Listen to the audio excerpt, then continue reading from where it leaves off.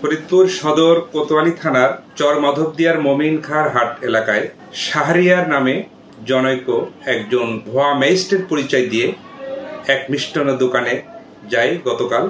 পরবর্তীতে সেখানে সে 10,000 টাকা দাবি করে দোকানদারের কাছে। দোকানদার তাকে 1,000 টাকা দেয়, সে নিতে চায় না। পরবর্তীতে দোকানদারের সন্দেহ হলে 999-এ ফোন দিয়ে পুলিশকে অবগত করে। তখন ওই দোকানদার সহ আশপাশের লোকজন তাকে ধৃত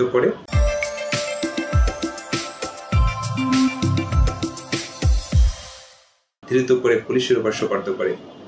আমরা ইতিমধ্যে তাকে গ্রেপ্তার করার পরে জানতে পেরেছি যে সে বিভিন্ন সময় এই ধরনের কাজ করে আসছে। শহরের বিভিন্ন দোকানদার কাছ থেকে সে ভুয়া ম্যাজিস্ট্রেট পরিচয় দিয়ে সে বিভিন্ন লোকের কাছ থেকে টাকা পয়সা নেওয়া, এরকম অনেক তথ্য পাওয়া গেছে। এই সংক্রান্তে মামলা রুজুর প্রক্রিয়াধীন আছে কোতোয়ালি থানায়। আমরা নিয়মিত মামলা রুজু করে আসামিকে বিজ্ঞ আদালতে প্রেরণ করব।